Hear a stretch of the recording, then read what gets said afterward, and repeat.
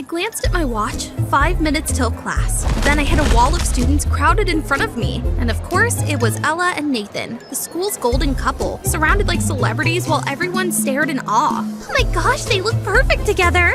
Their relationship must be amazing. Please, I heard they're not even dating. Look at Nathan, he's totally ignoring Ella. Honestly, their love drama had nothing to do with me, and I couldn't care less. Shoot, I'm late! Hi, I'm Laura. At the time, I was drowning in finals, completely fried from endless assignments. Maybe my friend noticed because she invited me to a music festival that weekend. And wow, the vibe was unreal. Flashing lights, pounding beats, the whole place buzzing. I danced like crazy until I felt all the stress melt away.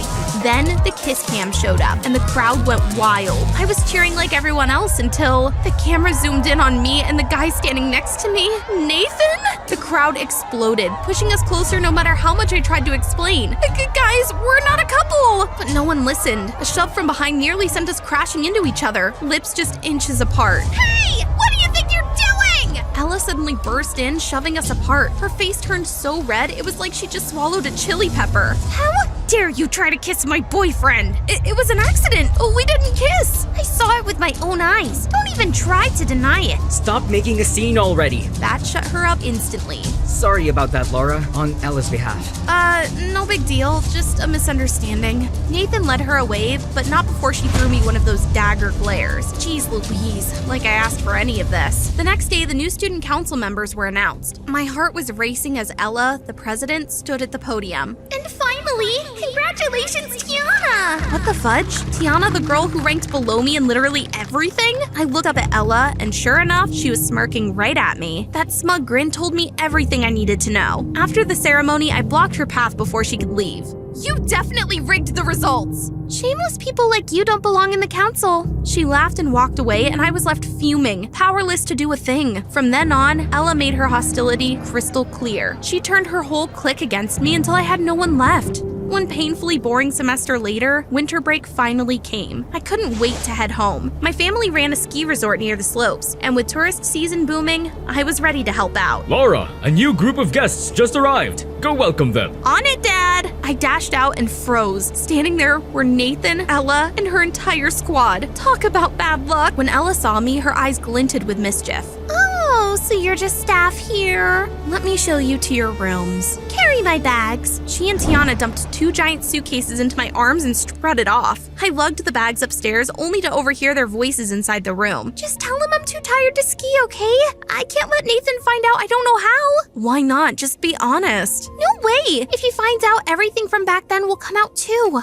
Now I've got your secret, Ella. You're not gonna push me around anymore. Feeling way lighter, I grabbed my snowboard. If I was home, I was gonna make the most of the slopes. On my way out, I spotted Nathan sitting alone staring at his board. Not joining everyone? Nah, not really in the mood. Being here and not skiing? That's a crime. Come with me. His smile faded. I used to love it, but after that accident, I just can't get past it. Hearing that, I felt a pang of sympathy. When I first started, I fell so much I almost quit, but my dad said not to worry. He'd always catch me when I fall, so don't be scared. If you fall, I'll catch you. He hesitated, but I grabbed his hand and pulled him along anyway. We hiked up the snow-covered slope, the mountain glittering around us. I sped down the slope, then glanced back at Nathan. Nathan, come on! Slide down here! Nathan hesitated for a long moment. Then he finally lifted his foot, pushed off, and slid down the slope. Snow burst up around him as his board carved through the powder. See? Not scary at all, right? It feels amazing, just like it used to. Then let's keep going. The two of us skied side by side, laughing and racing until we were out of breath. When we finally trudged back to the lodge, we were still chatting nonstop, but the second we arrived, Ella was waiting at the door, her face stormy. Laura, stay away from my boyfriend! Stop with the jealous drama already. He walked past her, leaving Ella fuming as she turned on me. If I ever catch you near Nathan again, don't blame me for what happens. That was it. I had to shut her up. Careful, or I might tell Nathan your little secret. She froze, her expression twitching, eyes wide with panic. What do you mean? Oh, you know, a big secret about you, one that involves Nathan. No, don't tell him. I'll do whatever you want. Then I want a public apology, and from now on, you follow my lead. Fine. Satisfied, I strutted back inside. Later that afternoon, Ella's crew was getting ready to go out. Tiana spotted me and immediately slipped into bossy mode. Laura, make sure dinner's ready before we get back. As if. I nudged Ella with a mischievous smile. Ella, you don't mind cooking dinner for everyone, do you? She looked like she wanted to explode but didn't dare say no. Sure, no problem. Ella, why are you listening to her? Oh, it's nothing. Friends should help each other, right? She sulked off toward the kitchen. I called after her with a grin. Don't forget to make roast chicken! My favorite! The clanging of pots and pans that followed had me giggling under my breath. Wanna come with us to the pine forest? Sure! We all headed out together, building snowmen, tossing snowballs, having the best time, until one of the guys launched a huge snowball at me. I couldn't dodge in time and fell flat on the ground. Nathan rushed over instantly. Laura, are you okay? I'm fine, really. By the time we got back, everyone was starving. After dinner, Tiana tried again to order me around, this time to clean her room. I shot Ella a look and she instantly understood. Don't bother, Laura. I'll clean it myself. That night, I slipped into the kitchen to make some tea and bumped into Nathan fixing hot cocoa. He smiled softly when he saw me. I was about to bring this up to your room. He was being so sweet it made me blush, but he was still Ella's boyfriend, so I shook my head. Thanks, but I don't really like cocoa. I reached for the kettle, but hot water splashed on my hand. Before I could react, Nathan grabbed it and ran it under cold water. And of course, Ella appeared right then, looking both furious and terrified. I told you to stay away from him! I didn't even get a word out before Nathan cut in. Enough, Ella! Why are you always jealous for no reason? I can clearly see how close you two are. Don't forget, you're my boyfriend. I'm sick of this! He stormed upstairs, leaving Ella's eyes brimming with tears. For a second, I almost felt sorry for her. Nathan was harsh, and she looked so small standing there. Hey, don't be upset. There's nothing going on between us. But she turned away and left without a word. The next morning, Ella knocked on my door as soon as I woke up. Laura, are you free? Come walk with me. I'm still upset about last night. I just need someone to talk to. I was surprised, but I didn't want to turn her down when she seemed so vulnerable. We took the cable car up to the mountain peak. Ella suggested a walk, but after a while, she was gone. Where could she be? I called out, searched everywhere, but she had completely vanished. With no sign of her, I finally decided to head back. Knowing the area since I was a kid, I made it home quickly, but Ella still wasn't there. What if she got lost? I'll go look for her. I'll come with you. After a long search, we found her collapsed by the trail. Nathan immediately carried her on his back. Exhausted, Ella fell asleep against him. This way's faster! You know a shortcut? My dad showed me once, when we rescued a guy who had an accident on this mountain a year ago. What? What is it? Oh, nothing. When we finally made it back to the lodge, Ella stirred awake. I sighed in relief until I noticed Nathan's expression had gone ice cold. Nathan, why are you looking at me like that? Ella, the accident last year on this mountain, was it really you who saved me? Her face went pale. She turned toward me panicked. You promised to keep my secret! Huh? I had no idea about that. The only secret I knew was that you couldn't ski. Tell me the truth. Yes, I lied. When I got there, the person who saved you had already left. I'm sorry. I only did it because I liked you so much. I can't believe you. We're done. He stormed off, leaving Ella frozen. After a moment of hesitation, I decided to go after him. Nathan was sitting in his room, staring blankly ahead. I sat beside him. He looked at me with conflicted eyes, then slowly pulled out a scarf. Is it yours? That's the scarf I gave the person I rescued that day. So, it was you who saved me. He let out a heavy breath like a weight had finally lifted. The truth is, I never had feelings for Ella. I agreed to date her because I thought she saved me. She kept reminding me I owed her, and I couldn't live honestly with how I really felt. That's all in the past. From now on, you don't have to hide how you feel. Nathan looked straight into my eyes, his gaze so intense it made my heart race. You're right. The truth is, the one I like is you. I've wanted to say it for so long. His confession hit me out of nowhere. I'm sorry, but I can't accept your feelings right now. Can we just stay friends for now? Then I'll confess again. Another time. We ended up laughing, drifting into a casual chat about a movie we'd both watched recently. That's when Ella suddenly appeared. I owe both of you an apology. I'm sorry for everything I did. I've learned to let go of what isn't mine.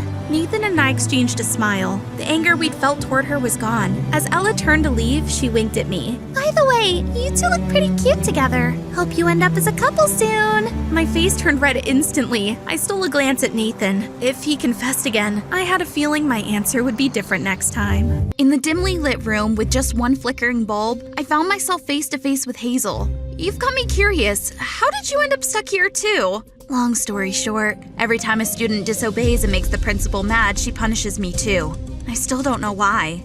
That's unbelievable. So you got dragged into this because of me?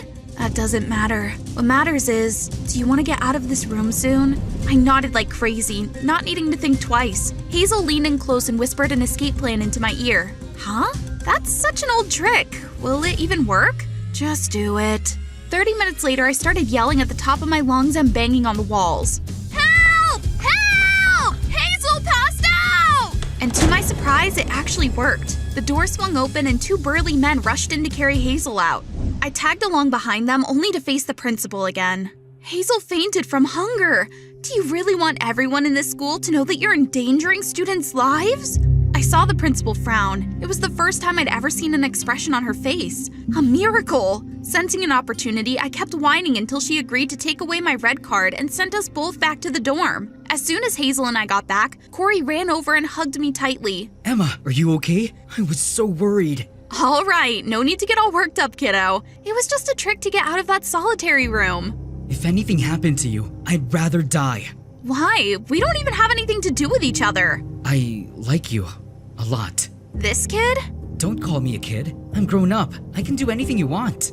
Amidst all the chaos I was dealing with, I didn't think I was ready for a confession right then. I want to escape from here, from this creepy school. Do it! Corey looked surprised, then lowered his head in silence. I turned away feeling a bit guilty, but too exhausted. That was enough for today. In the days that followed, Hazel and I started talking more. It turned out she could actually laugh at my silly jokes and joined in on bad-mouthing the cranky principal. And to keep Hazel out of trouble, I stopped being so rebellious. You know, if you follow the rules, you'll have a normal life and get to go home sooner. Maybe Hazel was right. Fitting in was the only way to get out of here. I started wearing the uniform to class and stopped teasing the teachers during math lessons. The principal still looked at me with that expressionless face, but I knew she was pleased. One afternoon, the 3 of us were assigned to clean out an old storage room. The place was dusty with chairs piled up on top of each other and a few old plaster statues covered in cobwebs. I let out a sigh and got to work. If only we had some music, cleaning would be so much easier. To break the monotony, I ran over to a large bronze statue in the corner of the room and called out to my 2 friends. In fairy tales, if you twist a statue's head, a secret room opens up. Yeah, right. That only happens in fairy tales. I absent-mindedly twisted the statue's head, but to my horror, it fell to the ground. Hazel couldn't help but laugh at the sight of my pale face. Everything here is just too old. Then a deep rumble echoed, and the wall behind the statue slowly slid open, revealing a secret room. No way. We stood there totally stunned. The 3 of us exchanged glances, unsure whether to venture inside. We finally flipped a coin to decide. Heads we go in, tails we go back, okay? The coin landed on tails. Our decision was made. The hallway inside was narrow and damp, and I had to pinch my nose to keep from sneezing. We should have gone back. Shh, otherwise we'll live our whole lives wondering what's in here. Exactly. We might get punished. We stepped into a room filled with old photos, military medals, and documents all covered in a thick layer of dust. It looked like we were about to get a history lesson right here. The principal used to be an officer. Look, back when she was young and wore a uniform. And now she's turned into a grumpy old lady. I mimicked the principal's cold demeanor, making Corey burst into laughter. Meanwhile, Hazel stood silently, staring at a picture on the wall. She was crying. That's some shocking news, but wow, it's a long story. Stay tuned till the end. After that day, Hazel withdrew again, not even talking to me. I didn't know how to help her. One night, I was jolted awake by someone shaking my shoulder. Emma, wake up! I'm getting you out of here. What? Where? Out of here! I told you I'd do anything you wanted. Corey grabbed my hand and we ran out of the room. We tried to move silently through the hallway, but as we turned a corner, we nearly crashed into a janitor's cart. Phew. We're good. There's no one here. Let's go. We only have 10 minutes left. What are you 2 doing here? We froze in place at the sound of the lunch lady's voice. She was the one who had whacked me on the head with a giant ladle before, and it seemed she recognized me. You again. Up to no good, huh? We're being punished. Ah, you naughty kids, get in there and wash those dishes. A mountain of trays was piled up, waiting for us to clean. And I'd never been so diligent in my life. In just 10 minutes, everything was spotless. Hurry, it's coming. But you still haven't told me what it is. We climbed the narrow, winding stairs up to the rooftop. As soon as the door opened, a strong gust of wind hit us. There, a sleek helicopter was waiting like a giant dragonfly, its blades still spinning furiously. Come on, before the principal catches us. I took a step forward, reaching out to grab his hand. But just as I was about to take it, my thoughts suddenly shifted to Hazel. I couldn't leave her behind. Those tear-filled eyes of hers from the other day, I just couldn't forget them. Hurry up, Emma! The alarm blared loudly. The principal had ordered all students to report outside their rooms. She was determined to catch the would-be escapee. The tension was thick as students lined up outside, their faces pale and worried. Hazel stood alone sweating. The principal approached, getting closer, and Hazel was on the verge of tears. "Where's Emma?" Hazel couldn't speak. The principal's eyes narrowed suspiciously. She flung open the door and stormed into the room. Her eyes scanned every corner, then moved straight to the bed. When she yanked the blanket off, I sat up, pretending to be groggy. Is it morning already? What's with all the noise? The principal's going to punish everyone! She stood there staring at me as if trying to find something out of place. After a long silence, she turned away. "It seems there's been a mistake. The students may return to bed." I winked and smiled at Hazel. Lucky we got back just in time. Both Corey and I agreed to stay. What I wanted now wasn't to leave this place, but to change it. The next morning, Corey and I, as planned, prepared a music player and sneaked into the broadcasting room. Every morning at 7 a.m., the students had to listen to the school's endless list of rules to make sure we always complied, and it made us sick. Today, I was going to breathe some life into this place. Just as we were about to start the music, another student on duty poked his head into the room. Hey, what are you guys doing? Not missing a beat, Corey and I quickly ducked past him and ran down the hallway, breathless and hoping we wouldn't get caught. His plan was a bust. But then music suddenly blared throughout the school. It was the song we'd chosen, bright and lively. That guy helped us out. Students peeked out from their classrooms, looking confused at first. Then they started smiling, swaying, and even dancing in the hallways. It was a small victory, but it felt huge. Corey grabbed my hand and we danced too. I hadn't felt this happy in months. The music cut off abruptly after just a few minutes and Hazel came running, her face filled with fear. "Something big just happened, guys!" Immediately, the principal's voice boomed over the speakers, her usual calm shattered. "All students assemble!" Today, the assembly wasn't quiet. Instead, it was filled with hushed whispers. They were buzzing about the unprecedented event. Who could have done something so outrageous? Due to the blatant disregard for the school's rules, the entire student body will face disciplinary action unless the culprit is pointed out. The tension was thick as we stood in line, the harsh sunlight beating down on us. Even Corey, usually so confident, looked worried. My eyes met the principal's for a moment. All of you will take a test. Anyone who fails will receive a red card. The murmurs grew louder, and then a girl raised her hand and pointed at me. "It was Emma! I saw her near the broadcasting room this morning!" All eyes turned to me, but what else could I do but strike a slay pose? I was used to the attention by now. It was me. I'm the one who did it. No, it was me. I'm the one who played the music. It was the guy who had helped us, and then a few others stood up to take the blame too. I never imagined such a grand scene. Silence! Distribute the tests! As the tests were handed out, the principal began pacing between the rows. Without discipline, none of you can become good citizens. Without order, without rules, you will all fall into chaos. I tried to focus on the test in front of me, but her words made me uneasy. I glanced around and a few students had already started crying. The atmosphere was suffocating. This school was a giant ghost devouring our spirits. I was about to stand up and protest, but someone beat me to it. "That's enough!" The principal stopped, turning to face whoever had dared to interrupt her. The entire courtyard fell silent and all eyes turned to the source of the voice. It was Hazel. She stood there, her hands clenched into fists. "This isn't a disciplinary school. It's a terrible place where emotions are punished, where individuality is crushed. You're training us to become emotionless robots." I couldn't believe it. Hazel, who had always followed the rules so strictly, was standing up to the principal. "You've trained us to be obedient, but you've forgotten one thing. We're still human, and no punishment can change that. You've pushed us to the point where we can't take it anymore. Mom!" The last words hung in the air like a bolt of lightning. The principal's face was a mix of shock and disbelief as she stepped back. The entire courtyard erupted in gasps of astonishment. They couldn't believe that Hazel was the principal's daughter. Silence! I said everyone be quiet! But the storm had already hit. There was no going back now. Only Corey and I knew that. The day we wandered into that secret room, we discovered something else too. Oh my gosh, the principal has a daughter? The picture on the wall was old. The principal, much younger, stood proudly in her military uniform, holding a baby in her arms. I have a photo just like this from when I was little. That revelation hit us like a ton of bricks. We dug through more documents. Turns out the principal had been a member of a strict militia, but she'd been expelled, disgraced because she got pregnant by a fellow soldier. She was forced to leave, her future ripped away from her, and this school was her twisted way of regaining control. She hates me because she lost everything because of me. It was sad but true. The pieces all fit together now. The principal's coldness, her obsession with order, and the harsh way she treated Hazel. We found everything behind the wall in the old storage room. I thought that room was buried in the earthquake years ago. Nope, it's still there, but your regime is over. I grabbed Hazel's hand and declared it. I knew this was our moment. Corey, grinning from ear to ear, took his test paper, crumpled it up, and tossed it into the air. One by one, the other students followed, their papers fluttering like confetti, marking the end of a harsh regime. After everything, I realized that running away wasn't the answer. My family might not be perfect, but they care about me more than anything else.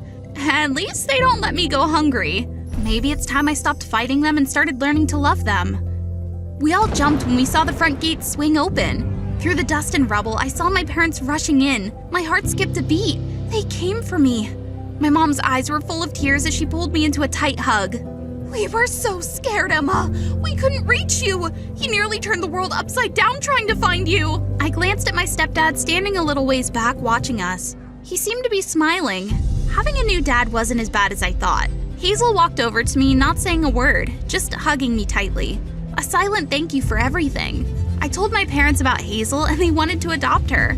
So, we're roommates again, huh, gloomy girl? Hazel just broke down, crying her heart out. Corey, my bright and loyal partner in crime, was clinging to his wealthy family. Seeing me watching, Corey ran over. He hesitated for a moment, then spread his arms wide, clearly hoping for a hug. But instead of hugging him, I leaned in and kissed his cheek. Thank you, Corey, for always being there for me. His face turned as red as a tomato, and we both smiled, happier than ever. We were free, and we had a future to look forward to together. This was the best night of my life. Look at this, an awesome stage, fancy guests, and so many people here. Oh my gosh, I couldn't even count them all. But wait a minute, did you think I was at a concert? Wrong. This was my 15th birthday party. Maeve Davis, the fabulous girl. My dad was the biggest billionaire in town, and I was the sole heir of the family. Everyone called me the golden girl, but oh boy, being rich was tough. Every day I had to stress about which supercar to take to school, which 5-star restaurant to eat at, and at home, a dozen servants hovered around, killing any privacy I might have had. What are you zoning out for, Maeve? I got the exact juice you like. Had to go through 10 shops to find it. That's why you're my assistant. I mean, best buddy. Oh, isn't that, what's his name again? Never mind, that's your crush, right, Kelly? It's my birthday, but I'll make your wish come true. Saying that, I grabbed Kelly's hand and went straight to the guy. Hey, you. My friend Kelly here really likes you. What do you think? Are you crazy? What are you saying? But I don't like her. Who likes a servant anyway? The one I like is you, princess. Was this guy nuts? Needless to say, Kelly stormed off immediately, and I ran after her to console her, but she shook me off hard. Enough! Why are you following me? You did that on purpose, didn't you? Making a fool of me. What are you saying? I got all good intention. I've put up with you for so long, but this was too much. You knew how much I liked him and you still humiliated me. No, I didn't. Oh, really? Do you know why you only have me as your best friend? Because no one else can stand a brat like you. I've been hanging around and doing your errands just for your money. Then Kelly took all the makeup and designer bag I gave her and threw them right at my face. But now it's over. Enjoy being alone for the rest of your life. Goodbye. Who did she think she was? As if I cared. But I couldn't deny that my heart skipped a beat. I went home right after, only to be greeted by a furious dad. When will you stop fooling around and hanging out with those who use you? You transferred a lot of money to your friends. For what? Do you only know how to use money to keep friends, Maeve? Can you stop it already? Why do you sound just like Kelly? I don't lack friends that I need to do that. Fine, let me be clear. Now that you're grown up, I can't always take care of you. I'll freeze all your cards. You will transfer to a public school and become independent. What are you talking about? Listen, if you can find a true friend there and finish your studies well, I'll unlock your cards and even give you a gift. Let's see, how about a luxury yacht? So, what if I don't? Then your cards stay frozen and you'll be grounded. That's all. A luxury yacht? Sounded tempting, but could I do it? I'd only ever had Kelly as a friend. Why did Dad have to make it so hard for me? I decided to go for a walk to clear my head. However, while walking, I was startled by the sound of a revving engine. Hey girl, where are you going so late? Hop on, I'll give you a ride. Hey! Do you know who I am? You're my girl, of course. Come on, hop on. At that moment, a simply dressed guy walked up and shouted. Get lost, or I'll call the police. Hello? 911? Those guys mumbled something and then sped off. Phew. Lucky this guy showed up. He introduced himself as Caleb. Tell me more about yourself. I want to hear. I thought this was a good chance to see if I was really as bad as Kelly said so. I live nearby. My family are farmers. Very, very poor. Caleb suddenly looked at me with sad eyes. He said he also came from a poor background and had to work hard from a young age. I really envy those born with everything. But what can we do? We just have to try harder. We talked late into the night. Under the shimmering moonlight, he looked like a god. Then Caleb leaned closer to me, and we were about to kiss when my dad discovered I'd snuck out and dragged me home immediately. I barely managed to say goodbye to Caleb before rushing back home. Caleb. He sure has feelings for me, right? If so, Dad's deal might not be impossible. I was going to prove Dad and that annoying Kelly wrong. But it seemed like I was the wrong one. As soon as I saw my new place, I just wanted to leave. The room was tiny and it smelled musty. And what was that huge lump on the bed? Hi, I'm Pamela. Hi, I'm Maeve. I like your glasses. Vintage. Haven't seen anyone wear such thick bottle-bottom glasses in ages. I had a bad feeling about this girl. And I was right. Pamela was like an old cranky lady, always nitpicking at the smallest things I did. Can you clean up this mess, please? Turn down the music. This isn't a club. Please stop spraying that strong perfume. It gives me a headache. What the fudge? Do you know how much this costs? Can't afford it, so you're jealous, huh?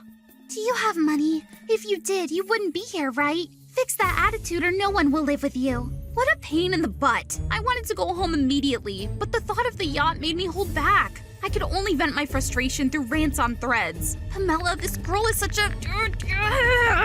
Hashtag country bumpkin. Hashtag bottom of the barrel. All right, done. After that day, I treated Pamela as if she was invisible, but also tried to follow her rules. Sure enough, she had nothing more to say, though she still glared at me every chance she got. But the important thing now was, I was out of money. I had spent the little allowance Dad gave me on that fancy perfume. Now I really had to earn some money. I walked down the street and saw a restaurant hiring staff. I walked in and, oh my gosh, it was Caleb. Caleb. Maeve. What are you doing here? I work here. I came to apply for a job to make some extra income. I'm about to start my shift, so I need to get changed. The manager was currently on a business trip, but Caleb said he had recommended me to the manager, so I'd get the job and start next week. Caleb helped me once again. Aww. It was a great day until I had to go back to the dorm and see Pamela's face. Whatever, I was going to sleep well tonight and dream about Caleb. But that night, I suddenly felt chills, broke into a sweat. My forehead was burning and I had trouble breathing. Then Pamela came over and gently placed a cool cloth on my forehead. Here, take this medicine. You have a high fever. Thank you. I thought you hated me. Pamela said nothing, just left and came back with a bowl of hot soup. At that moment, I realized Pamela wasn't as bad as I thought. She was actually quite caring. The next morning, I woke up and freaked out when I saw the sink clogged. I had no idea what to do. But then Pamela came in with a plunger like a hero.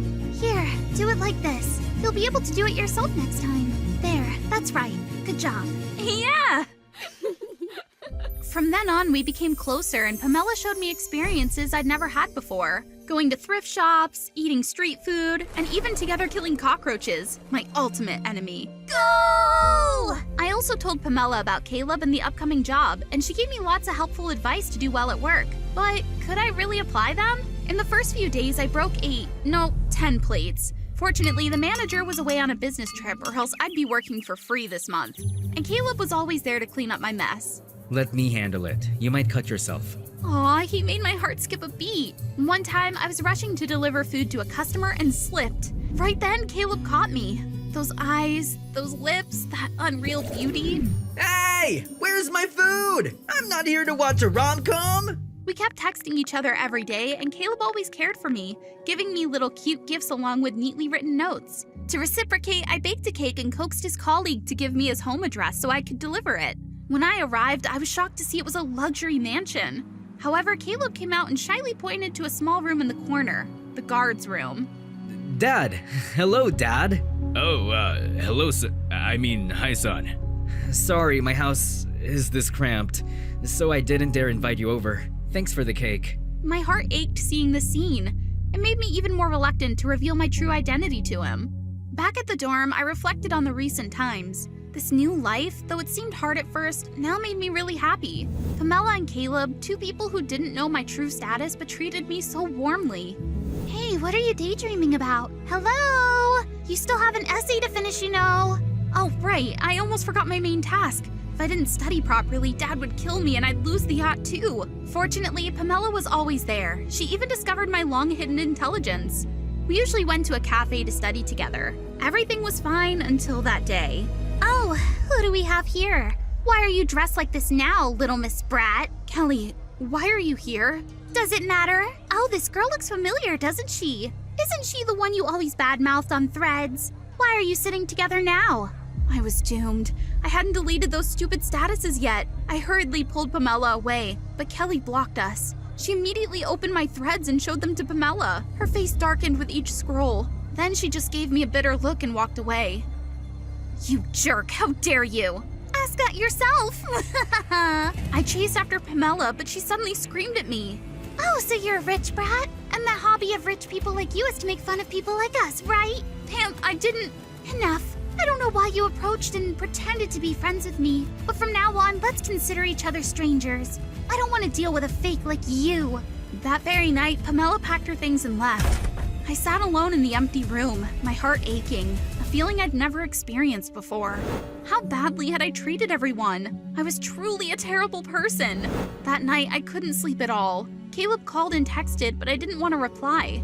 Maybe Dad and Kelly were right. Someone like me didn't deserve a true friend. I took a week off work and buried myself in the essay to forget my current sorrow. A few days after submitting it, the teacher called me in for a chat.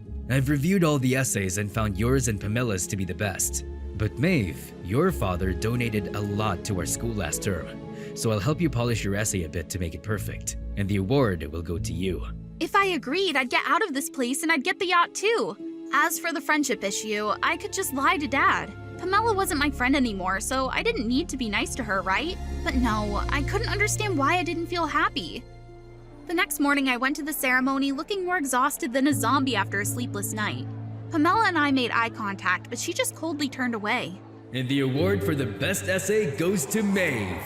I immediately ran to the stage and grabbed the microphone. Hi everyone! You might not know, but I'm Maeve. A brat who always thought she was better than everyone else. But I've changed thanks to my dear friend Pamela. And this essay was partly thanks to her help. It was altered at the last minute and it isn't my work. So I think no one deserves this award more than Pamela. I looked down at the audience and saw Dad looking at me in confusion. I left immediately, knowing I'd failed my dad's deal. My cards would stay frozen and I'd be grounded starting tomorrow. But I didn't feel sad or regretful about what I did. I sat down on the steps outside the hall and cried hard. Just then, a hand reached out, offering me a tissue. You surprised me, kid. Then we hugged each other and cried loudly. I missed you. I missed you too. Pam, I'm going to tell Caleb the truth. I don't want to hide anything from anyone anymore. I ran to the restaurant, my heart racing, thinking about Caleb's reaction. Would he still want to be with me if he knew I had kept everything from him? Just then, I saw him, giving instructions to the staff. What was this? He was the restaurant manager? What's going on? Did you trick me? I'm sorry. I was afraid you'd feel insecure if I told you the truth about me. But my feelings for you are real. I always wanted to be close to you and take care of you naturally, so I did this. So the guard's room was... That is my mansion's guard's room. I'm sorry again. I didn't mean to deceive you. It's just that I like you so much. Well, let me show you what tit for tat means. Then I showed Caleb the newspaper with the picture of me and my billionaire dad. You're quite something, aren't you? That's why we're a perfect match, right? Then Caleb pulled me close and gave me the sweetest kiss I ever had.